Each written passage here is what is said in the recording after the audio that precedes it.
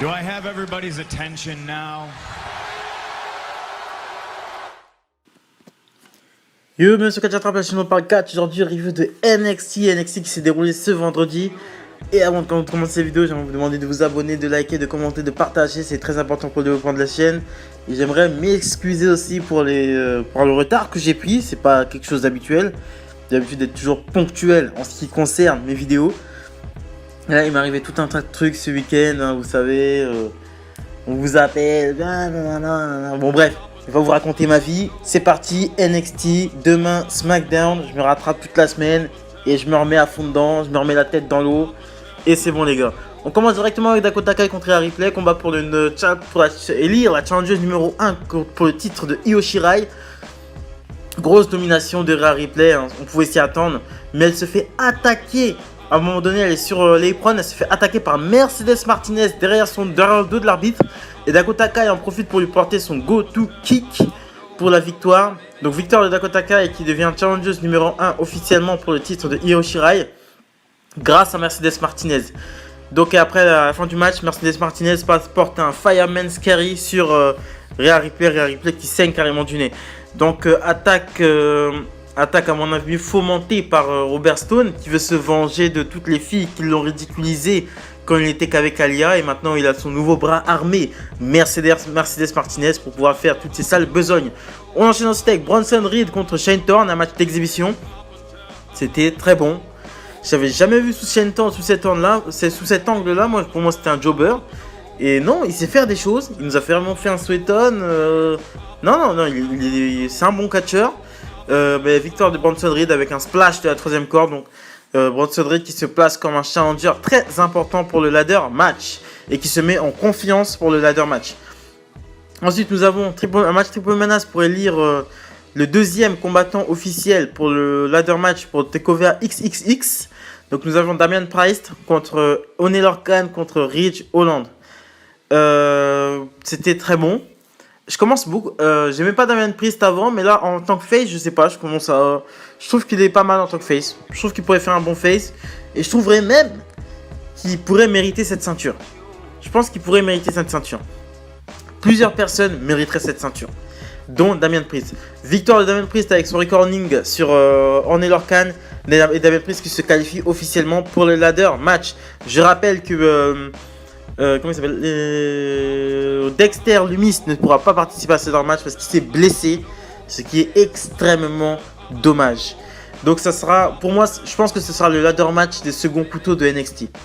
Parce que pour l'instant, il n'y a pas de grosse tête qui s'est qualifiée. Les grosses têtes ne se sont pas qualifiées. Johnny Gargano ne s'est pas qualifié, Finn Balor ne s'est pas qualifié, Ciampa, il n'existe plus.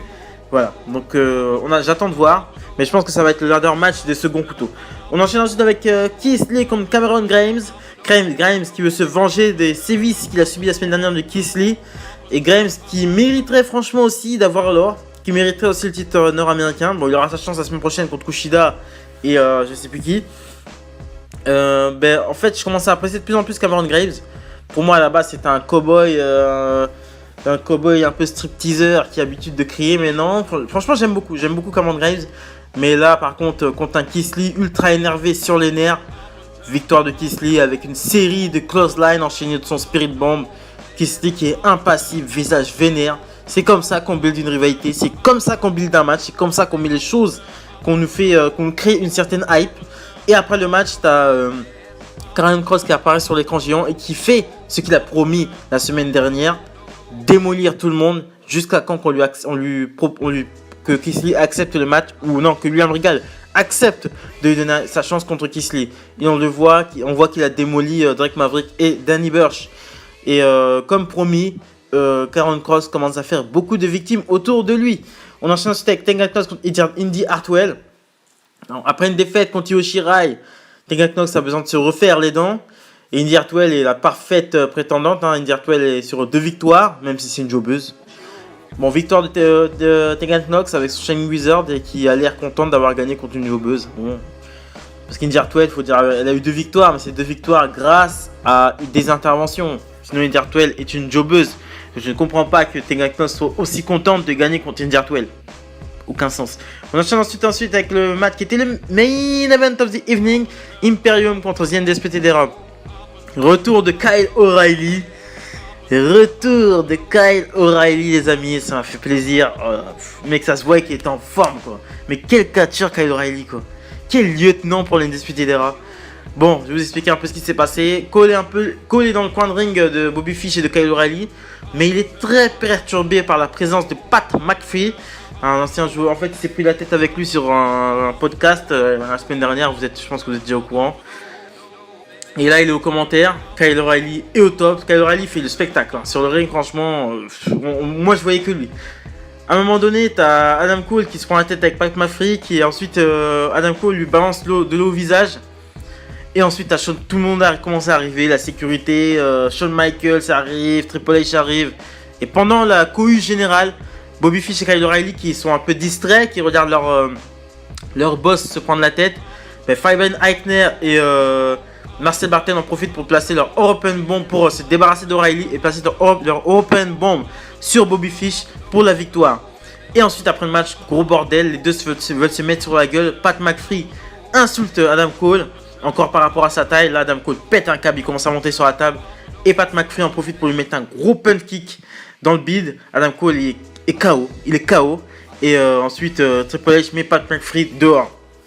Donc, les deux s'affronteront à TakeOver XXX. Je vais vous faire la carte de TakeOver XXX pour l'instant. Pour le ladder match, pour le titre nord-américain, nous avons Bronson Reed et Damian Priest. Donc il reste 4 places. Pour le match simple, nous avons un match simple entre Adam Cole et Pat McAfee. Et nous avons un match simple pour le titre des Divas de ce NXT. Io Shirai contre Dakota Kai. Voilà, c'est ce que je pensais du NXT. Abonnez-vous, likez, commentez, partagez, très important pour le développement de la chaîne. Salut les amis. Et bonne chance pour cette canicule qui nous suit depuis le début de ce week-end. Putain. Soyez ventilés.